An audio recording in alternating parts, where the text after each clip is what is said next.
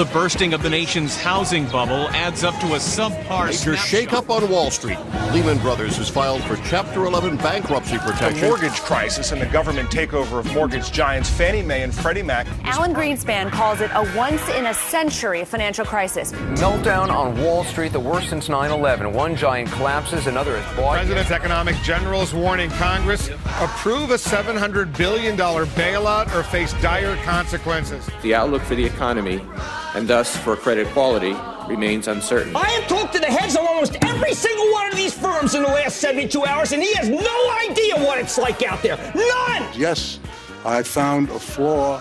I don't know how significant or permanent it is, but I've been very distressed by that fact.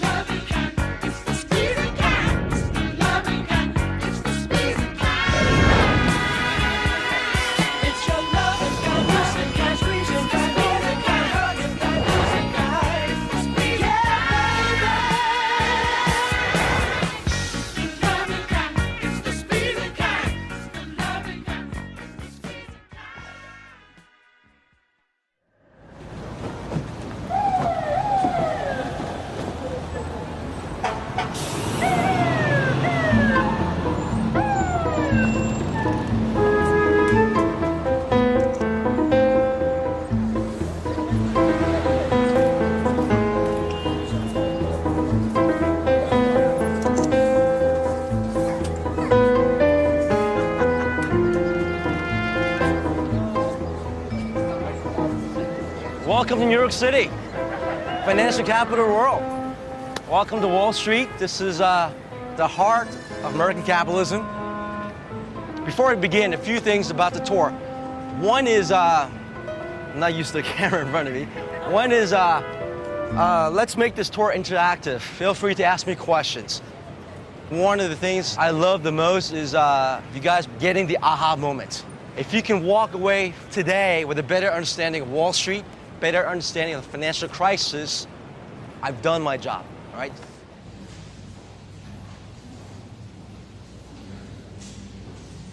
Committee will please come to order. I will start the questioning. Dr. Greenspan, I want to start with you. And my question for you is simple. Were you wrong? Be sure the mic is turned on. Partially, but let's separate this problem into its component parts.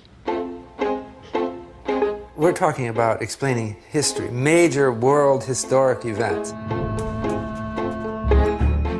This is as much a wealth crisis as a debt crisis. It's a problem of wages as much as investment.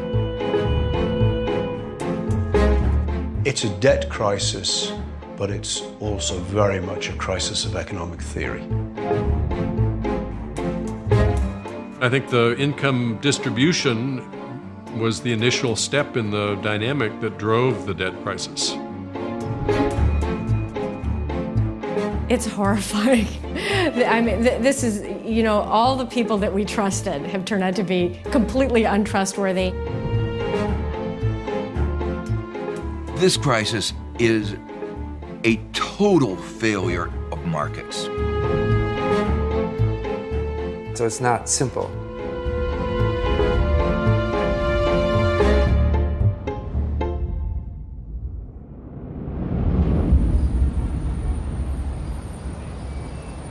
In a short span of time, between March 2008 to September 2008, so many things happened.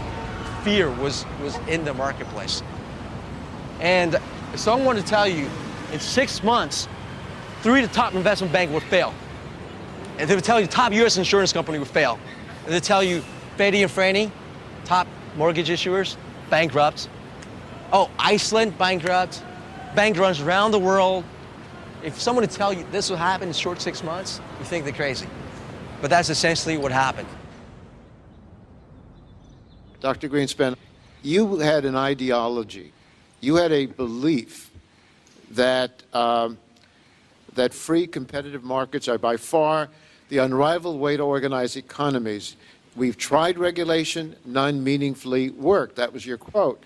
Do you feel that your ideology pushed you to make decisions that you wish you had not made? Well, remember that what an ideology is a conceptual framework with the way people deal with reality. Everyone has one. You have to exist, you need an ideology. The question is whether it is accurate or not. And what I'm saying to you is, yes, I found a flaw. I don't know how significant or permanent it is, but I've been very distressed by that fact. You found a flaw in the reality? A flaw in the model that I perceived is the critical functioning structure that defines how the world works, so to speak.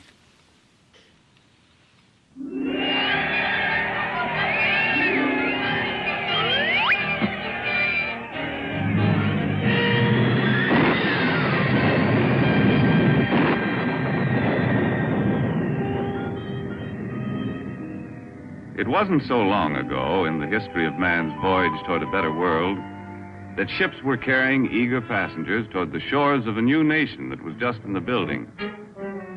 Our forefathers were constructing the foundation of this nation by interlocking inseparably the blocks of our political and economic freedom. In some sense, economics, standard economics, is a very optimistic view of human nature, right? Everybody's wonderful. Everybody's great. Every person is a perfect calculator. And that's basically what it means, is that we have lots of actors, each of them doing the best thing for them, and that creates some kind of social benefit for everybody. The way of life our forefathers established on this foundation of freedoms drew people from the far corners of the earth. And all those who set foot on these shores had the opportunity to build a better life for themselves. Even young Jonathan, an unskilled lad from across the sea, hoped to find a job where he could progress according to his ability and enterprise. Well, there's many factors that ultimately underlie the current financial crisis, but one thing that comes across in my mind is an intellectual change. An idea? Yeah, an idea. In the 1970s, the so-called efficient markets hypothesis began to be received doctrine in the universities. The simple version of the efficient market hypothesis is that you have a value of something in the market, whatever it is. If it's too low, people would recognize it, and then they would bid the price up. If it's too high, people would recognize it and they'll bid the price low. So you might have one opinion, I might have the other opinion, but the opinion of all of us in average is going to be kind of the correct opinion, what's called the wisdom of crowd. This is the hypothesis that all financial asset prices are correct at all times. Well, correct in the sense that they accumulate all of the information, pool the information, and then become wiser than any one individual. So that it would be foolhardy to ever question a market price. While the Main Street of today doesn't look much like the Main Street of Jonathan's time, the principles of our business system remain the same, for businessmen still compete with one another for the consumer's supply of spendable dollars. And Mrs. Consumer is still mighty critical of everything she buys. So under that thesis, prices are always at the correct price. You can't have an asset price bubble in the efficient market hypothesis. So let me tell you a bit more about myself. After MIT, I went to Silicon Valley. And so I was there before the bubble, during the bubble, and slightly after the bubble. The internet bubble, that is. And so, after the bubble, I was like looking around. I was like, wow, what I'm doing is really risky. I got to find something more stable.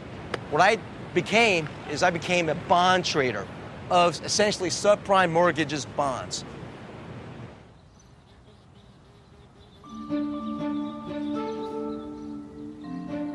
I think we know what a bubble is. It's a phenomenon that has been repeated many times in history. If you look at the Oxford English Dictionary, I think it says something like a speculative price increase that's not justified. It's filled with air like a bubble and eventually bursts. Economists would like to come up with a good explanation. Why did we have a stock market bubble in the 1990s and then a real estate bubble in the 2000s? I like to give explanations that sound right to me and maybe a little disreputable in our own profession. And they're cultural explanations.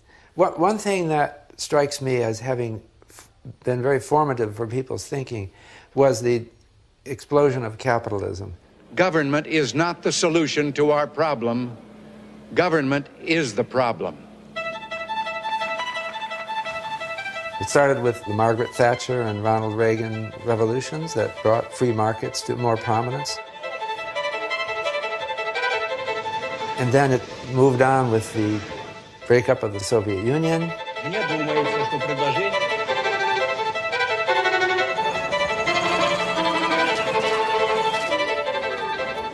Advent of capitalism in China. It seemed like there was an intellectual revolution, that people believed in markets. And so people thought that we're in a new world. Private property reigns. It struck a tone of fear in people that I better get on this or I will be left behind. I would call it a gold rush mentality. And it led to people changing their self-image. They thought that I have to change to become part of this, to be smart and stay afloat in this world. I'm going to be an investment genius. Play your hand at hotjobs.com.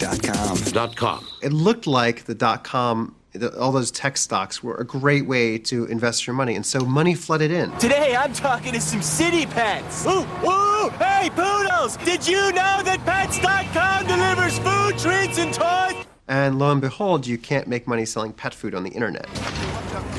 But people thought it was this new opportunity for investment. Doctor, I think you should see this. How much?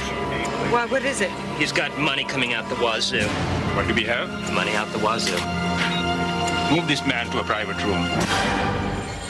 It's time for E-Trade. Unfortunately, we were embarrassed by the fall in stock prices, so we had to turn to some way of maintaining the ego that we had just developed.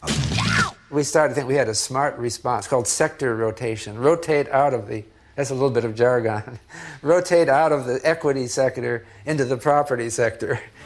Introducing the world's fastest money-making system, John Alexander's Real Estate Riches in 14 days. It accelerated largely through media, television shows that focused on the bubble and ad campaigns that reinforced notions that seemed to support the bubble. Wouldn't you like to learn how to make a fortune in real estate without needing any money? People were so pleased that they had found the smart, at-home investment that they understood and knew, and they were very confident about. There's no reason that you can't be living the same life I am in no time at all.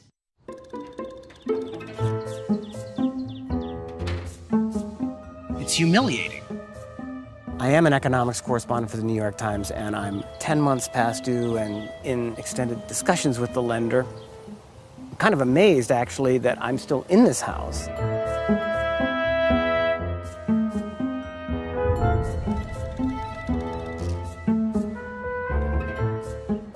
That deal that I got is not a good deal, and I cannot keep the house with this deal. All the bad mortgage you can ever imagine in this planet, that's the kind of mortgage I have.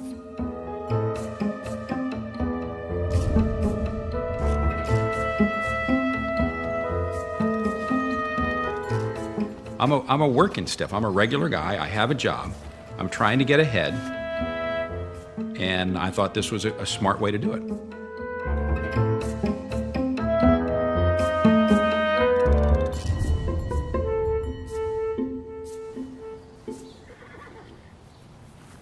Here's how it started for me. I got married 6 years ago. And about a year into our marriage, my wife was staying at home and decided, now I want to do something. So she looked around and thought she'd try to sell real estate. And she took the course, passed the test, went to work for a pretty large Century 21 office in our area. And the broker there, that was maybe 2 years into the boom. And he said to her, he said, I would recommend everybody that owns a house borrow as much as you can against it, take out every nickel that you can and invest it in real estate. You just can't lose. You can always tell, can't you? A town with good real estate people is a more substantial community. Because more people own their own homes. That's right.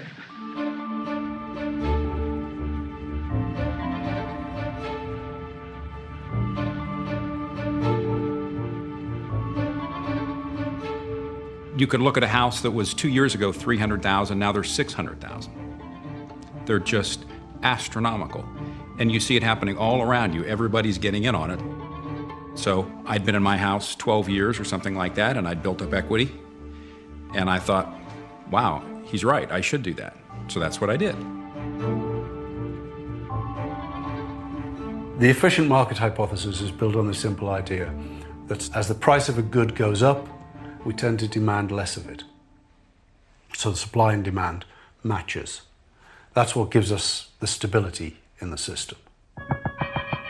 If you imagine, for example, something like a refrigerator, if its price rises dramatically, people are going to make do with the refrigerator they've already got. When they start to treat a good as a financial asset, as people started to do with houses in the boom, that's when you get into a very unstable market.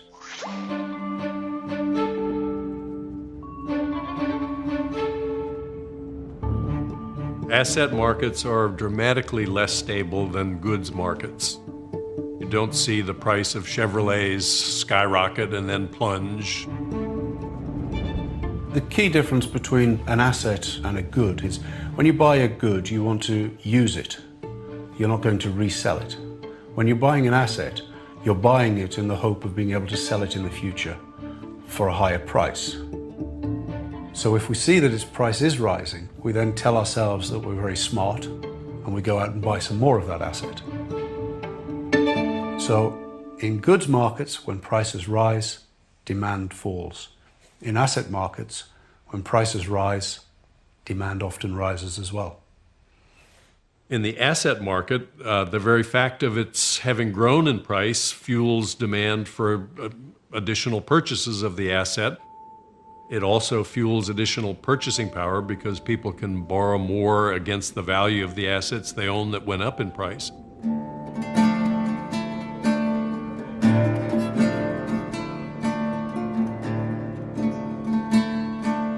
Most of these assets are bought, financed with debt.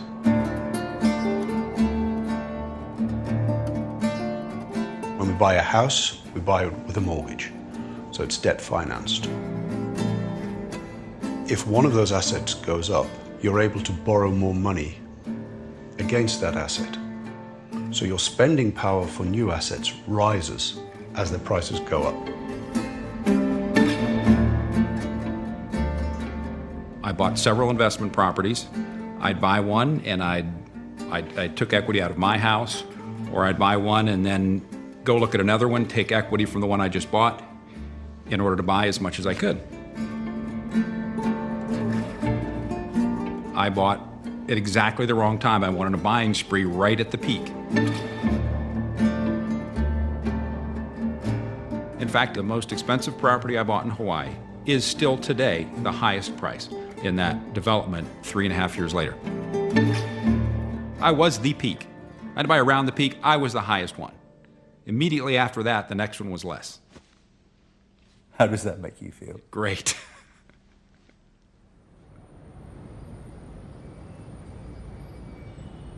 Dr. Greenspan, your view of the world, your ideology was not right. It was not working. Precisely. No, that's precisely the reason I was shocked, because I've been going for 40 years or more with very considerable evidence that it was working exceptionally well. Greenspan had been working to the assumption that the financial system was a self-stabilizing system. It meant that he took a view of asset price bubbles, which was that it really wasn't in his remit to do anything about them.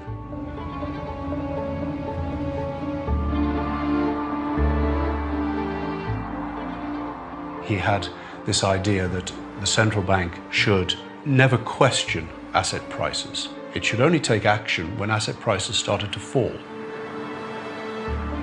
So whenever there was the tiniest slowdown, he'd be leaping in with monetary stimulus, cutting interest rates and trying to boost activity again. And of course, boosting economic activity is just a euphemism for trying to encourage the economy to borrow even more, creating a credit boom or a credit bubble. So we're in this crisis in large part because our central banks have, for the last 2 or 3 decades, encouraged us to borrow more and more and more, and eventually got us into this unsustainable state. Now, if the central bank's operating its interest rate policy in a way to encourage asset prices to keep inflating, obviously that's going to benefit that portion of society that owns assets, which is typically the wealthy end of the spectrum already.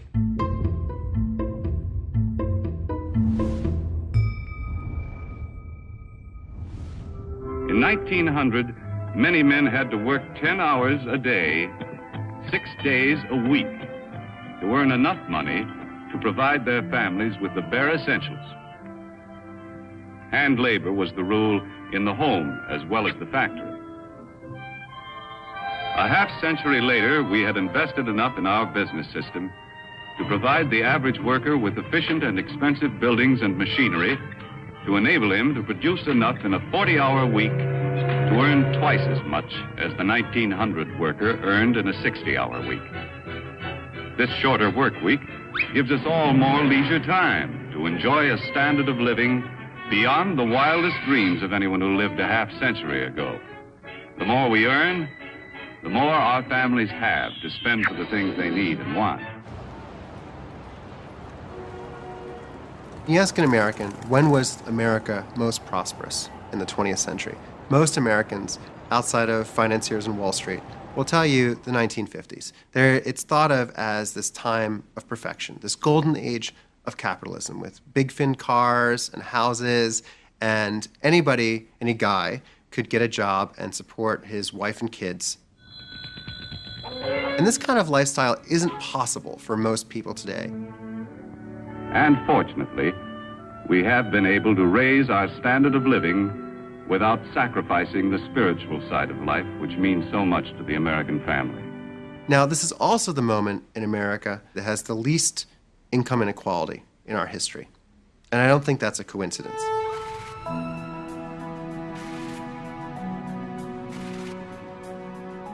Before the sort of World War II period, income inequality was very high. The share of total American income going to just the top 1% peaked in 1929 at about 22%, which is an extraordinary figure. And then as you go into World War II, income inequality falls from 1945 to 1970. In the 1970s, the top 1% were getting only 9%. That was a huge fall. And then in the 1970s, you start to see it rise again, accelerating in the 1980s.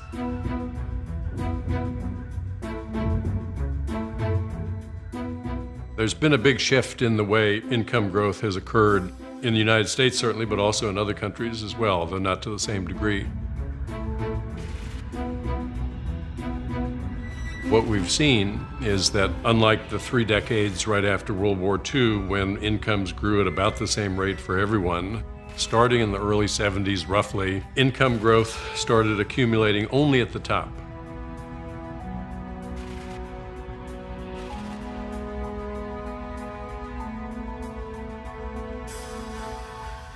The share of the top 1% went shooting up like a July the 4th skyrocket, back up to about the same as in 1929.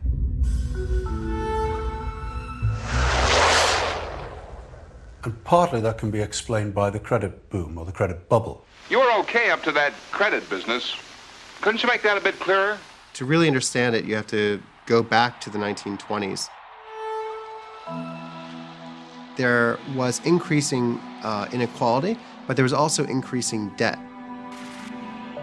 The US was developing great productive capacity in consumer goods industries such as refrigerators, such as radios, such as automobiles. And these were very expensive for the average worker at the time. And so over the mid-20s to late 20s, there's an incredible explosion of installment credit in America. People could borrow to pay for all the new modern electric appliances. And you had a rapid rise in credit in the economy, to the point at which we got too much credit, too much indebtedness, and then eventually the system collapsed. So the 1920s can actually be seen as a kind of precursor of what happened in the 2000s.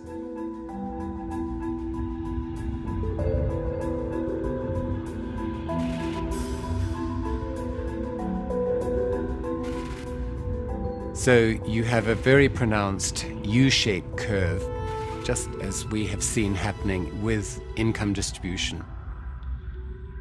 And that's because economic activity, profit growth, and credit creation are all intimately linked. Ah, yes, dear lady. High quality at a low price. If the banks are more willing to lend, it becomes easier for companies or for households to spend, because they can borrow money and they can then spend it. Sales dollars from satisfied customers once again flow back. So as credit rises, corporate profits rise. The remainder of the profit is paid out as dividends. Well, who tends to own the shares in the corporates and the shares in the bank? Generally, it's the wealthier people that own the capital stock of an economy. So if profitability is being boosted, then there's a natural tendency to polarize wealth distribution within the economy as well. That's a symptom of a credit cycle. Say, that sure was a neat job. That building across is the most important building on Wall Street. That building is the House of Morgan building. That's where J.P. Morgan's original bank was. The institutions that are going to make the most profit from that credit creation process are, of course, the banks. Every time a loan is made, they take a margin on it. Every time a bond is traded, they take a margin on that as well. So the credit bubble creates a system where you boost financial profitability more than profitability in the rest of the economy.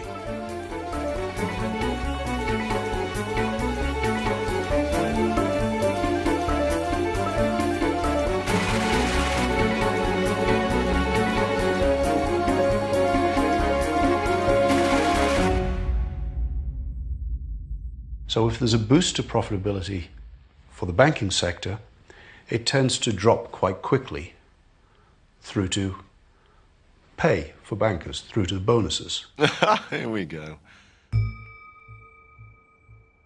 I think the compensation strategy that we've had for many years is in line with best practices to encourage long-term incentives. The closer you are to the money, the more of it you make. If I took anybody and I paid them $10 million for their job, I took you and I started paying you $10 million for your job, in 2 weeks you will think you'll deserve it. I'm looking forward to my next billion. We want to hire and retain the smartest people in the world. And so we have to offer them incentives which can compete with those that are trying to attract the best and smartest people in the world too. You know, we just want one thing from Wall Street. We'd like them to be able to do the math. That's all we want. We just want them to be able to do arithmetic. And they got it completely wrong. If they were that good, we wouldn't have been in this mess. All right, so our next stop is going to be Deutsche Bank, where I used to work. All right? Let's go.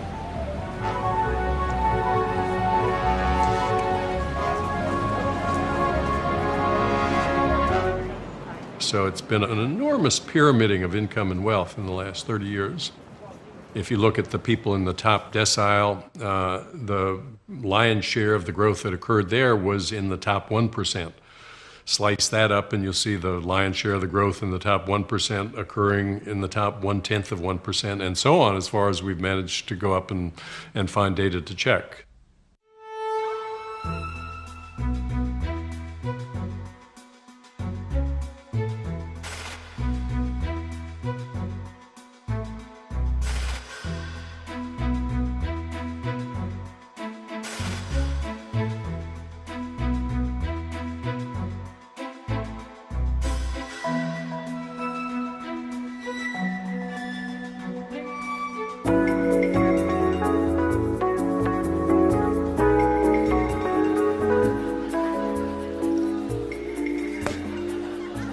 For everybody else, this new inequality meant a bunch of things.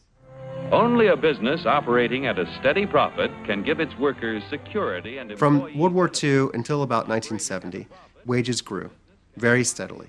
There was a widespread, well-paid manufacturing economy, good steel work, good car work. high wages and steady employment. All this changed after 1970, with the double whammies of the rise of globalization and deindustrialization beginning to hit the American workforce.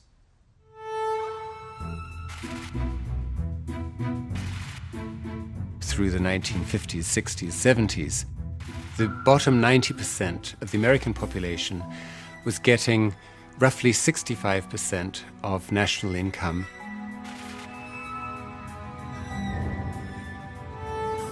That share fell to about 50% in the last few years.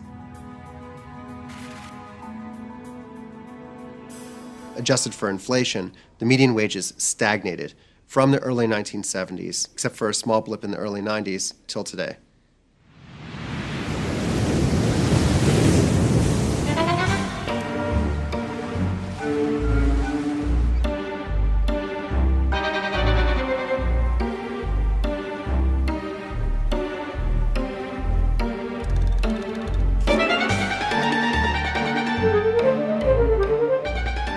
Well, there are certainly primary residences here in West Hampton Beach, but for the most part, they're secondary. Some of these homes are third and fourth homes for some of the people here.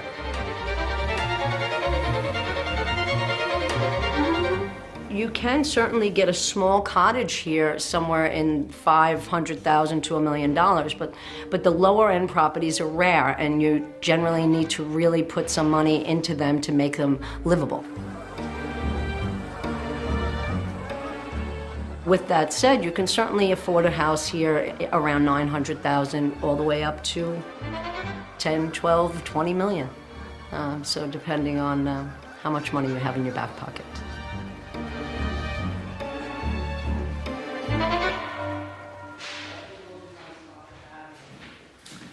So we're about 2 weeks away from being complete. Homeowners taking possession in about 2 weeks' time. Stunning. Right now, thank you. Right now we're just doing the final punch list and walk through and final touch-ups as you can see.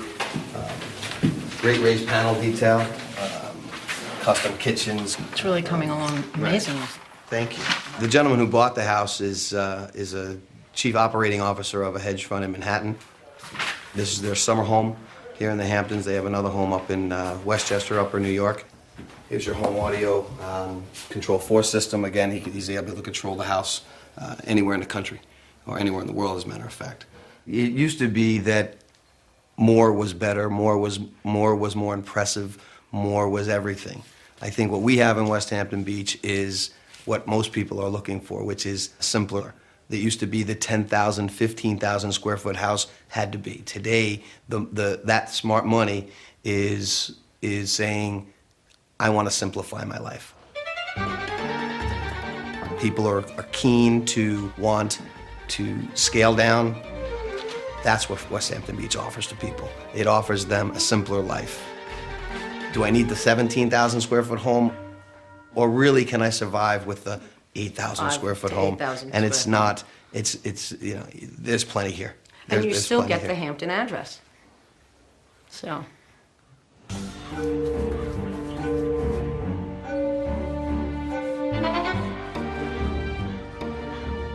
As you go up the income distribution scale, what people spend their money on changes. So that consumer goods relatively decrease, housing increases a lot, but then when you get to finally to the top of the economy, they're spending most of their money on assets rather than manufactured goods. And so this upwards income redistribution in itself tends to ignite asset bubbles. That process of income distribution created a bidding for houses indirectly. The people at the top of the income ladder buy mansions. People in the middle don't seem offended by that in America. They want to see pictures of the mansions. But what does happen is that when the people at the top build bigger, their bigger houses shift the frame of reference for people who are near them in the income distribution. People who have a lot of money but not quite at the top.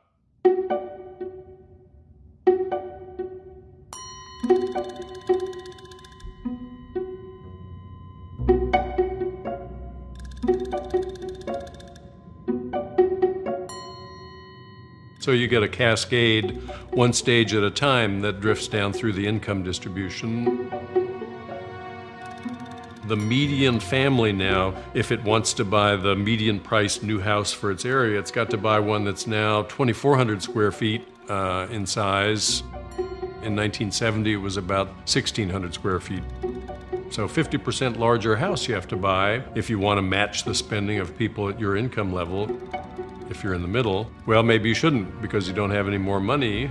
You can't afford that house. But then you say, well, if I don't match the spending of people in my area, it'll be my kids who go to the inferior schools because there's a very tight link between how good the schools are in the area and how much the houses cost. So it's really a dilemma for the family in the middle. Oh, I don't know what to do, Jenny.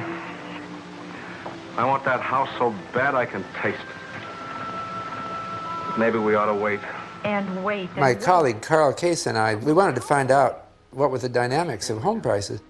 And there was surprisingly little academic or scholarly literature on it.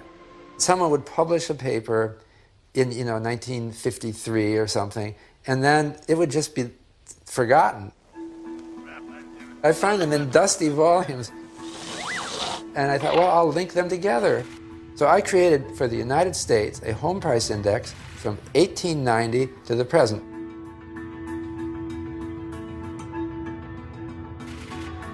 When I corrected these for inflation, consumer price index inflation, to my surprise, there was no increase in home prices from 1890 to 1990. It was just the same. And then there was this huge bubble in the US starting in 2000.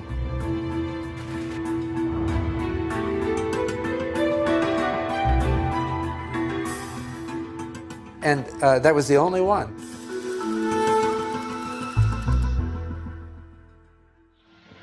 Savers and homeowners are capitalists. They've worked and saved to make the biggest single purchase in their lifetimes. They have a share of America's wealth. They've seen capitalism work, and they've made it work at home and in their own communities. On the one hand, you have home buyers struggling to make ends meet, looking for the only way they know how to make money in our economy. They can't make money through their labor, but maybe they can make it through buying a house and seeing the value of that house increase. So people look to mortgages, these easy-to-get mortgages, as a way to finally get their share of the American dream. And on the other hand, the income inequality produced a ready supply of capital at the top to be invested as well in these kinds of mortgages. So while the top was not willing to pay the bottom wages, they were willing to lend them money.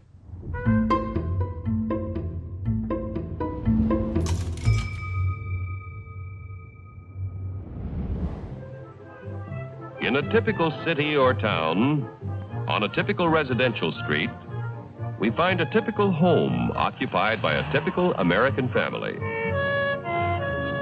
Like millions of his fellow Americans, John Q. Public earns enough money to keep up the payments on a new car.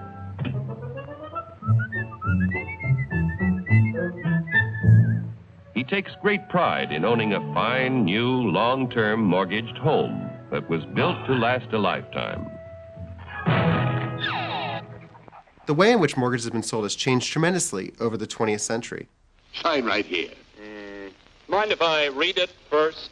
In the 1920s, there were a variety of ways to borrow for a mortgage. Things that seem as though they were just invented a few years ago were actually commonplace, like balloon mortgages or interest-only mortgages for houses. Thousands of people get a big thrill out of looking at model houses, and a much bigger thrill when they buy one. They could be amortized or unamortized. They could be 3 years. They could be 10 years. A model house now. Suppose we follow them. The husband apparently isn't very keen about it all, but you know how wives are. So they would borrow some large fraction of the house and then refinance it in 3 to 5 years. So part of what causes the mortgage crisis of the Great Depression is that suddenly, not just that everyone lost their job, because a lot of people obviously lost their job, but that investors fled the mortgage investment market. So in response to this, the federal government developed the FHA, the Federal Housing Administration. Do you know how far your pay will go in buying a house? It may surprise you to learn that you can become a homeowner even on a small salary with the National Housing Act insured mortgage.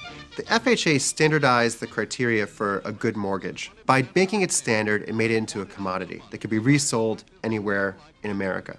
It enabled investors in New York to be able to invest in Texas or California. Homeownership is the basis of a happy, contented family life. And now, through the use of a National Housing Act insured mortgage, is brought within the reach of all citizens on a monthly payment. The FHA Underwriter's Manual had very explicit criteria for what made for a good investment. So 20%, for instance, of whether a mortgage should be approved or not depended on whether or not there was class and race mixing in a neighborhood. And so if there were restrictive deeds to keep out Jews, Asians, and most importantly, African Americans, it was considered a good investment. Under these roofs, Americans can live as Americans should. These present healthful surroundings provide the background that young Americans need and deserve. Through this policy, there was the co-creation of both the ghetto and the suburb. And the consequence was that mortgage capital flooded from basically New York City into suburbs around the country.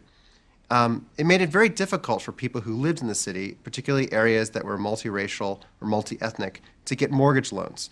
And over time, over 30, 40 years, those kinds of markets in the housing deteriorated. And it helped bring about what we see as the urban crisis.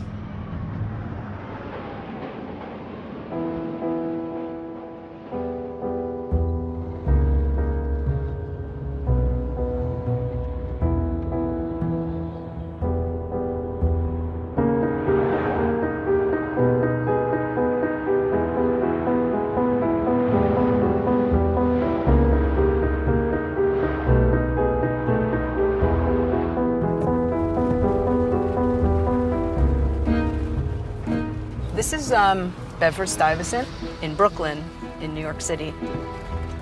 There are something like 2.3, 2.4 million people living just in Brooklyn alone. This is a very vibrant community.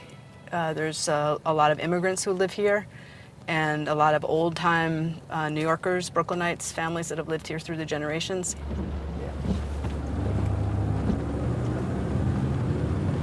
The work that I do, I started doing in the early 1990s, and the work was about getting access to loans in neighborhoods that had been historically redlined, which means they were cut off from access to banking services. Bank branches either weren't there or long abandoned the community.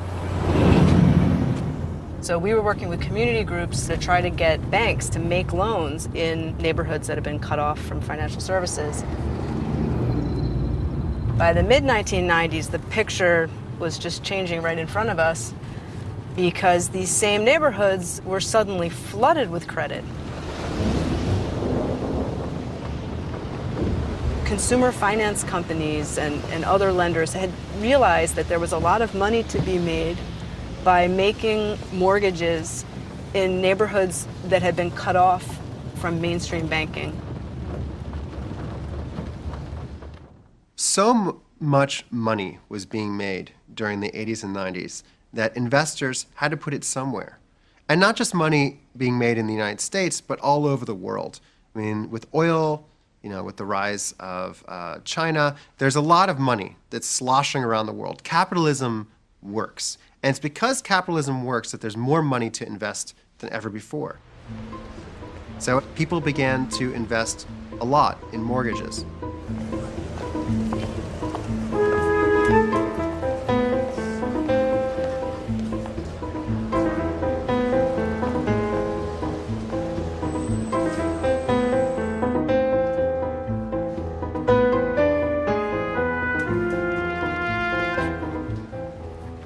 Dynamic Credit's a specialist investment manager. We manage portfolios of financial products called mortgage securities. It really began in the late 1980s. Banks who made mortgage loans didn't want to sit and hold those mortgage loans for their full term. Whether they were 10-year, 15-year, or 30-year loans, they were clogging up the capacity of the bank. You'd lend out the money, and it would take all that time to get it back in. You were far better off originating the mortgage and selling it off. Okay, cool. The origins of securitization were to take those mortgages on a pooled basis and form CDOs out of them, collateralized debt obligations. CDO is that kind of agglomeration of mortgage-backed securities that can be sold into the capital markets. Have you guys heard of toxic acid? About toxic acid, yeah? I'm gonna show you guys what a toxic acid looks like. I'm gonna let you guys touch and feel this toxic acid. Be careful when you handle this because it's toxic, right? So this is a first page of a legal document of a CDO, collateralized debt obligation. The actual document itself is an inch thick. What it does, it tells you how the CDO works.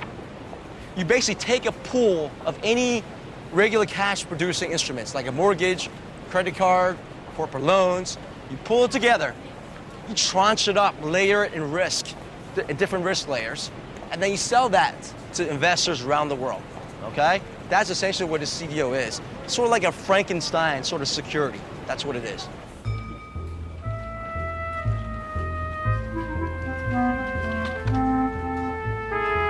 There are a lot of attractions to doing CDOs on the money management side.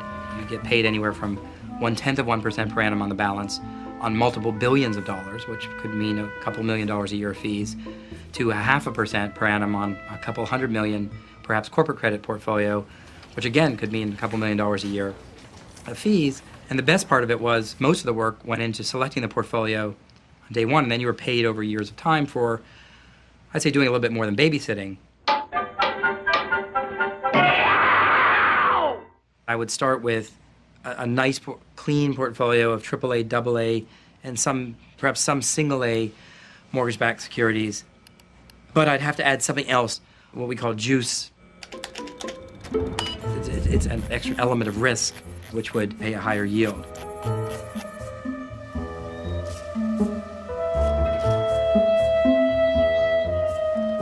At the time, there was a lot of talk about liar's loans. The kind of loan that Patty and I got was one step further down on the credibility ladder, which was called a no-ratio loan, in which I literally didn't disclose my income.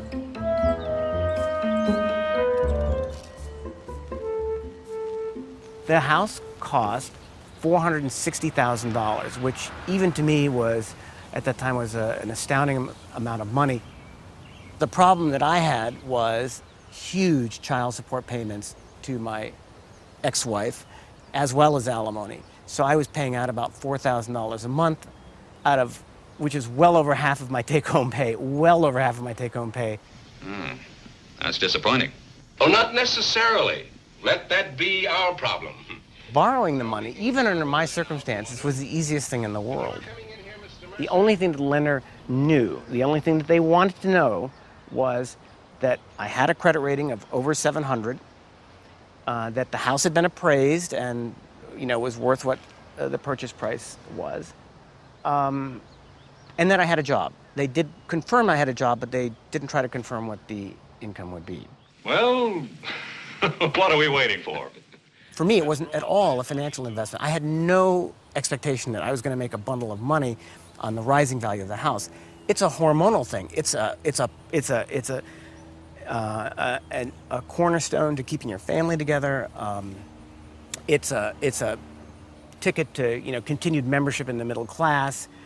You know, here I had been through this, you know, kind of dramatic, you know, divorce and remarriage. This was normalcy again. I could still be a normal guy.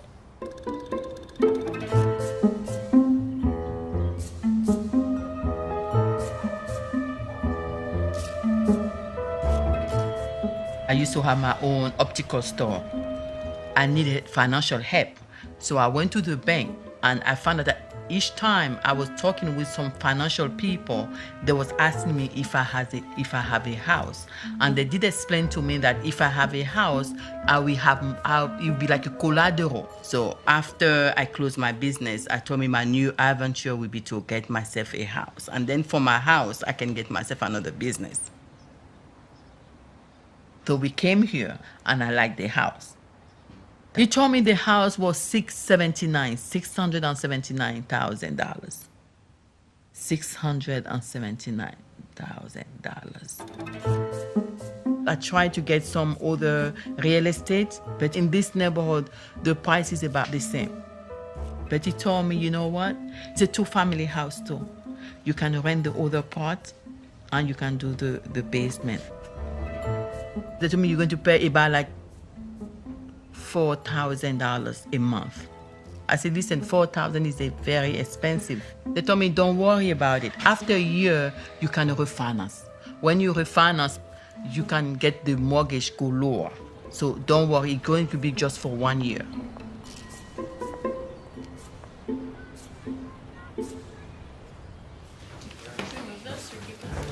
So we're gonna just do some quick announcements and then turn it over to Herman. We've gotten quite a number of folks calling us for foreclosure assistance. I don't know if you want to highlight what's been going on. We got with our 4 gap loan program. last week. I mean, there are just a bunch of homeowners who are in loans that were much too expensive for them. The majority of the loans that were generated and then sold to Wall Street to be securitized were refinance loans. And they weren't adding to home ownership, they were taking away and they were deteriorating home ownership. Right, I was just going to say, I mean, according to the Federal Reserve, it's something like 77% of the subprime loans made were refinancing loans, so they were loans made to people who also, to add what Josh was saying, had built up a lot of equity in their homes, so they had a lot of wealth that they'd built up. And there were lenders who, and brokers and contractors who were all working together to try and get people into loans without any regard to whether they were affordable, because they knew that they could turn around and sell them the next day to Wall Street investment banks at a premium and make a profit, and they knew that they could charge high fees up front. Every time the loan is refinanced, the borrower, and this is why what the incentive is for the broker and the lender to keep flipping the loans, is that they're charging more upfront points and fees. And what that does is it strips out the equity each time more and more. If you look at the deed records for neighborhoods, particularly neighborhoods of color in New York City where there's a high rate of home ownership, you'll see so many homes where people were refinanced over and over and over and several times in 1 year sometimes until their equity is gone and they lose the house.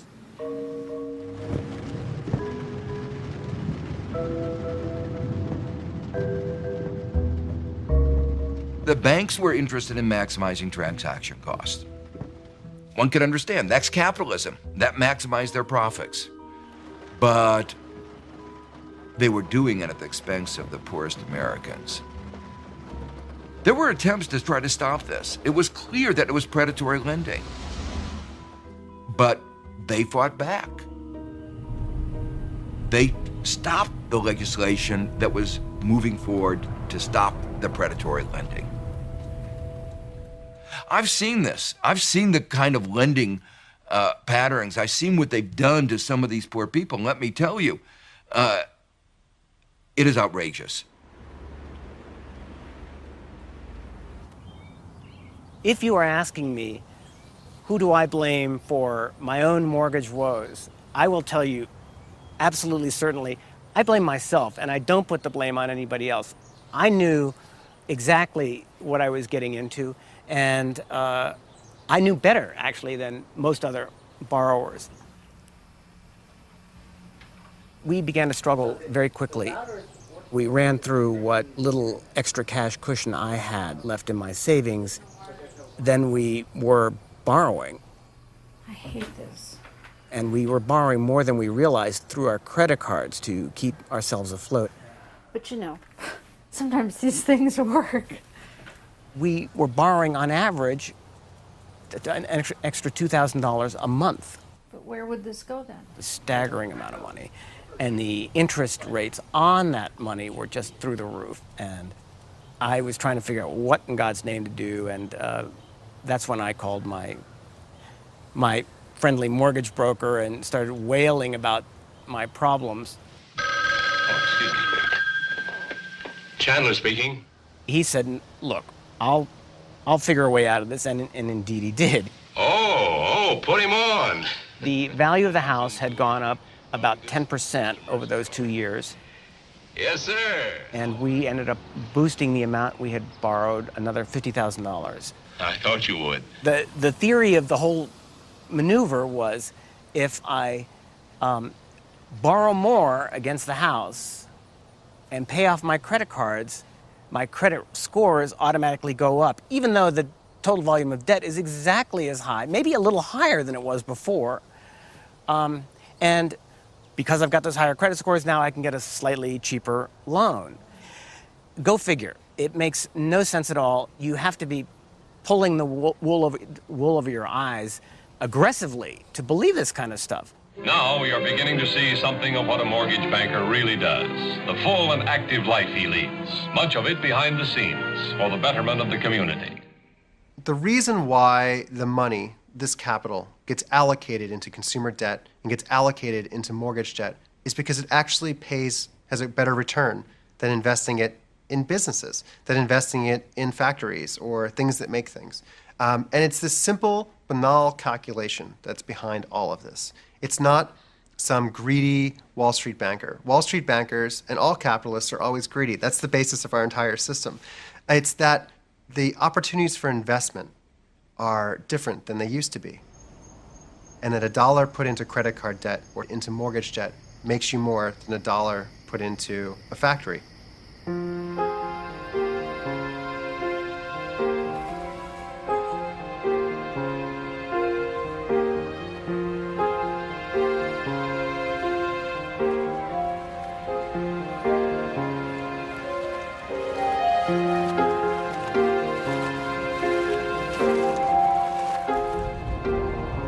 Most of the buildings around here had sprung up within the last 5 years. Like this building over here, they're still building, even though there's close to 20,000 units that are either available or going to be available in a very short period of time. And this one just sprung up not too long ago as well.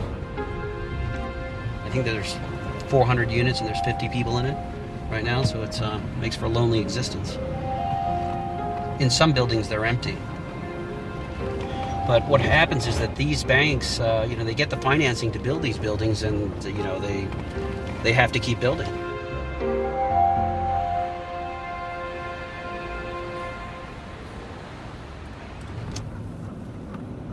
Started the mortgage business in 2001 and started in Miami, and started working for this company, AmeriQuest Mortgage. Last year as a branch manager, I made a little under $1 million. 930-something thousand. And most of the work that I did was refinance. 60% of it was for debt consolidation, and the other 30-40% was cash out.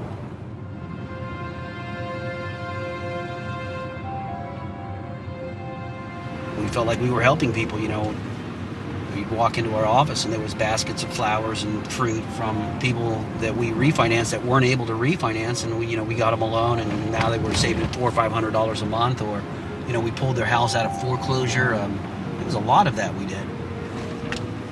So how could that not make you feel good? At the time, it seemed like win-win for everybody. It's wonderful, it turns out, that while incomes were falling, house prices were rising. as the housing assets grew and their wages remained stagnant, people would borrow money from their houses to make up the gap in their wages. This fall in the share of the bottom 90% represents a transfer upwards of roughly $1.5 trillion each year to the top 1%.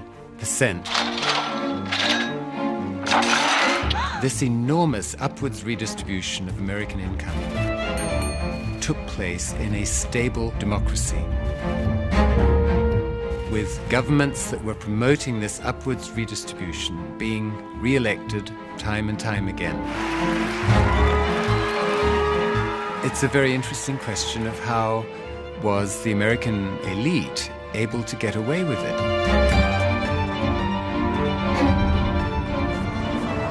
When we were doing refinancing, it was very common to see people with $20,000 and $30,000 worth of credit card debt. Holy smokes! We've masked a lack of income growth by the fact that people have been supporting their living standards with more debt. So what they were doing is they now had all this equity in the properties.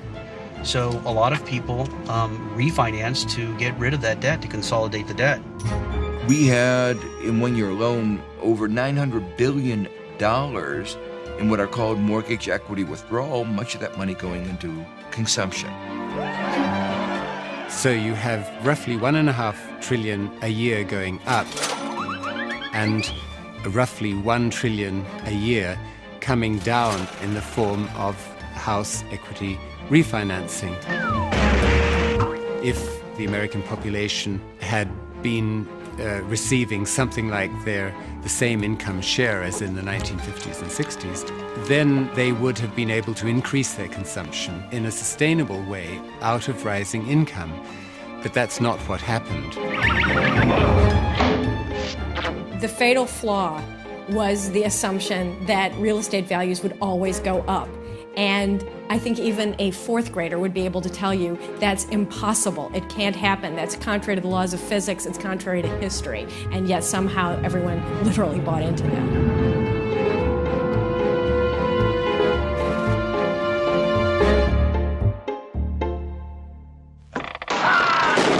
The problem started after a year. So when I called them, they said, no, you cannot refinance because the value of the house went down. Then I started having a hear from Belle, panic. I said, and she told me, you know what? You can do a loan modification, okay? I said, okay, fine. If I can do a loan modification, what is a loan modification? I said, okay, that's where we're going to go over your loan and lower your interest and give you something that you can afford. I said, okay, perfect. They answered me back. They told me that my loan modification was denied. I said, why? They said, because you've been paying your mortgage on time. You never been late, so it means that you have no hardship. Don't pay your mortgage. Don't pay for 2 or 3 months. And then you apply for, how they call it, the loan modification, and then we're able to give the loan modification. I said, okay, fine. So I take three months, I didn't pay, and I fill out the paper again. And guess what? They deny it.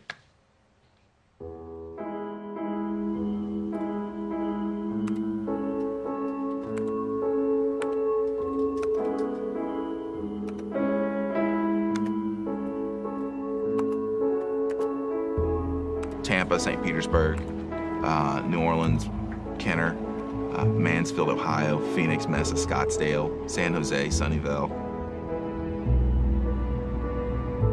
Fresno, Columbus, Ohio, Poughkeepsie, New York, Michigan City, Port, Indiana, New York, New Jersey, San Francisco, Tampa, St. Petersburg, Portland, Vancouver, Dallas, Fort Worth, Arlington, Tampa, Los Angeles, Long Beach, Riverside, New York, Cleveland, Boise City, San Diego, Carlsbad. Each one of these is a mortgage that is part of a particular pool for which we have an exposure to, or in this particular case, we've done an analysis for. or we're looking at history of a borrower. And so what you see is this delinquency history for 12 periods. And so there's C for current, there's 3 for 30 days, there's 6 for 60 days, and then 9 is for 90 days or more delinquent. Then you've got FC, which means the process of foreclosure has been started. And then you have REO, which means the process of foreclosure was completed. So C is good. You want to see long lists of C. You want to see everybody that looks like that.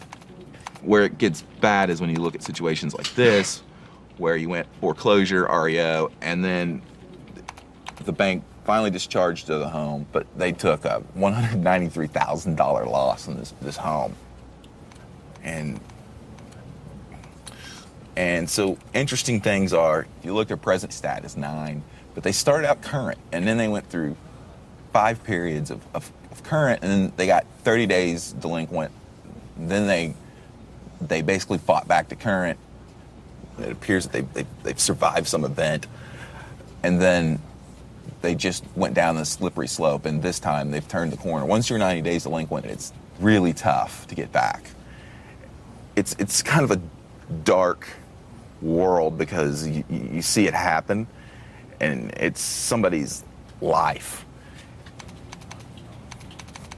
As Americans, you've been taught this is one of your major stores of value, and in a situation where wages are not rising in America, this has been one of the major methods for people to ultimately increase their income in the middle class, is through this house appreciation factor. But now that that's gone, it's a devastating reality, and so you're seeing this ripple through the economy.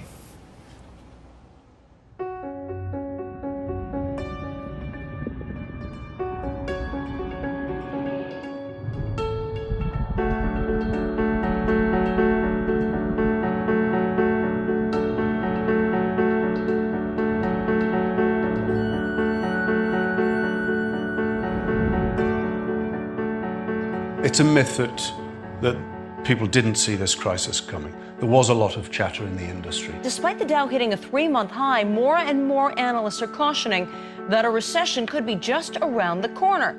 Well, things started to go wrong in the fall of 2006. In all these years that we've been running these trade deficits, the wealth of the average American household has been going up, not down. The so-called smart money people, the definition of being a smart money kind of person or player is that you know when to get out.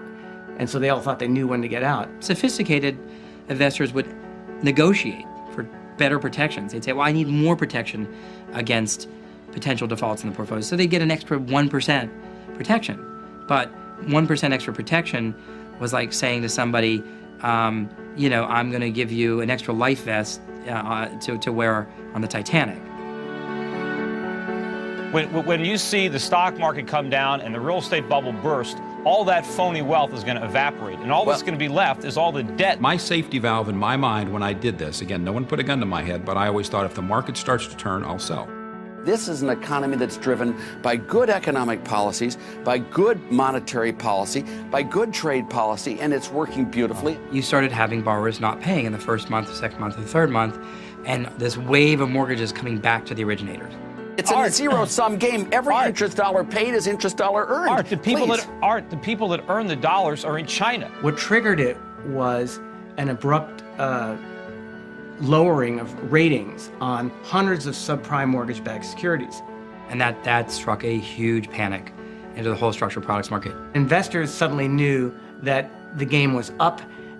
It wasn't that they were surprised that the downgrades had happened, but they now knew that all of the other securities couldn't hold up either.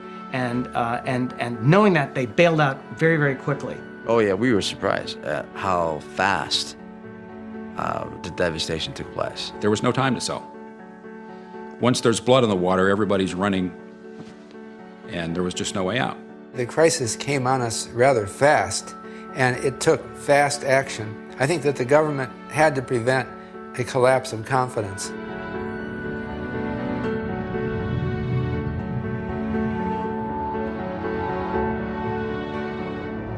The whole system was predicated on there being a complete gap between the people on the ground making the loans and the people packaging them to sell them off as, through the securitization process on Wall Street.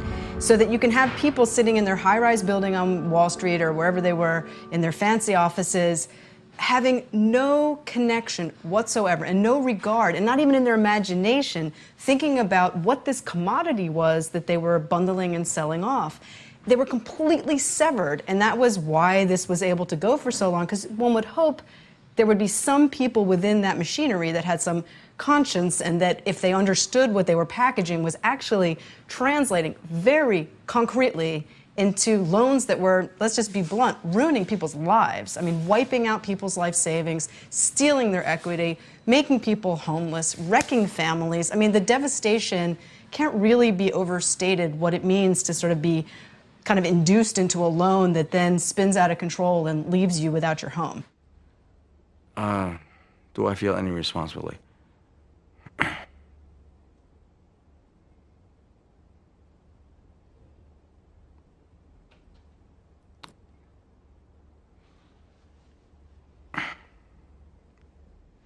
I think responsibility is a difficult feeling for people in the sense that most people's participation, other than a select few, which had very, very important jobs, probably head of the rating agencies, some chief regulators, a couple chief bankers, etc.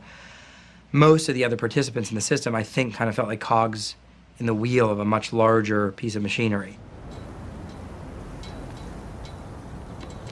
Mr. Chairman, I know I agree with you in the fact that there were a lot of people who raised issues about problems emerging, but there are always a lot of people raising issues, and half the time they're wrong. And the question is, what do you do? I mean, you point out quite correctly that the Federal Reserve had as good an economic organization as exists, and I would say, in the world. If all those extraordinarily capable people were unable to foresee the development of this critical problem, I think we have to ask ourselves, why is that? And the answer is that we're not smart enough.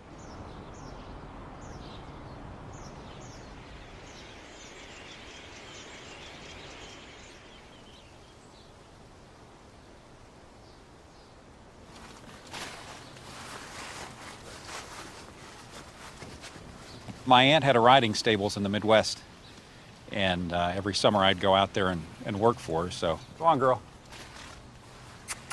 She died 12, 14 years ago, and there were 50 horses to dispose of, so I thought, well, I have the land now, maybe I should get horses. So that's what happened. Good girl. I owe a lot more on this place than it's worth, so hopefully it'll all work out and I can hang on to it, but that's still to be determined.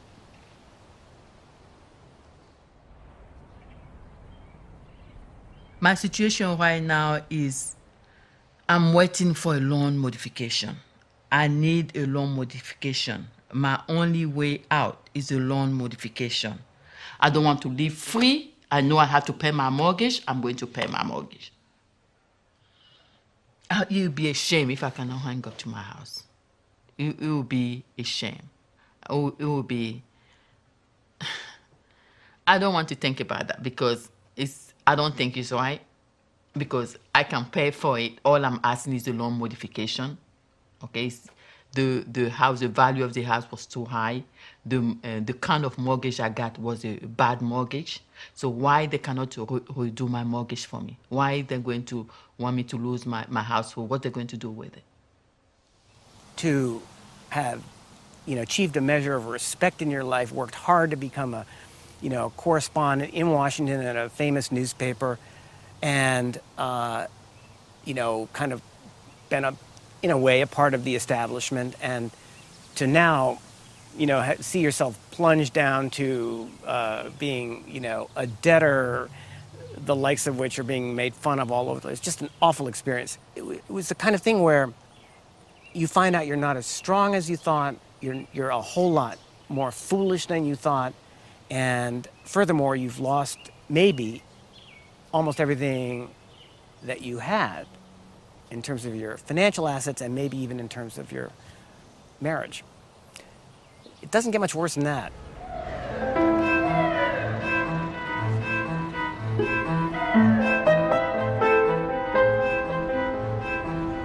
So thank you all for joining me today.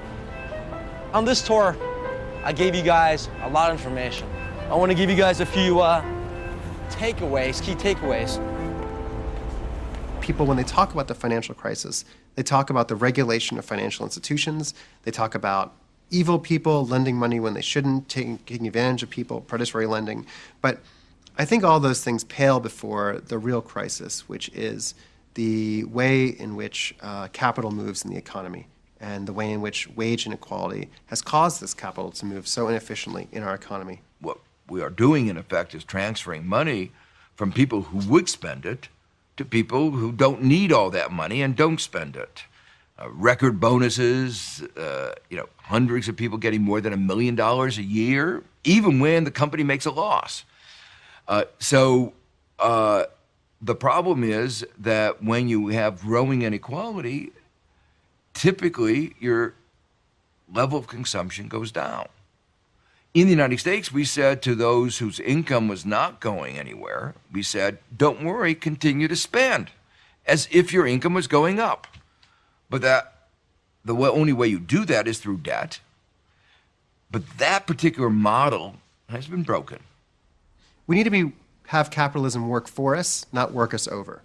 This is the real difference, right? We need to figure out a way to make profits create jobs, not for everybody, not profits create just some wealth for the very few. If that's the case, then capitalism will no longer work because people will not stand for it. And what's made capitalism great for the last 500 years is that it's actually created better standards of living for everyone. The capitalism in the last 30 years has decreased the standard of living for everyone except those at the very top.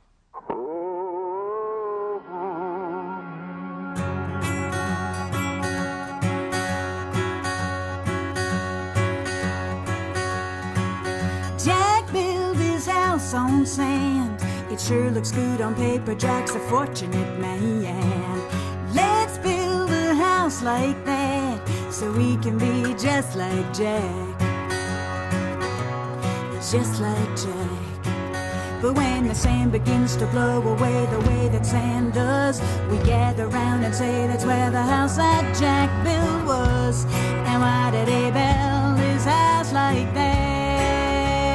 House like that. Watch out, he's tumbling down round every man Jack loves.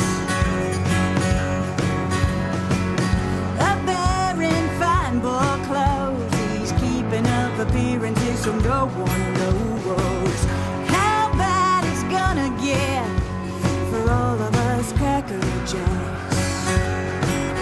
Us cracker jacks. Now Jack is no fool, he's a jack of all trades, a carpenter, a mother, a banker, a maid. He's sitting in the back seat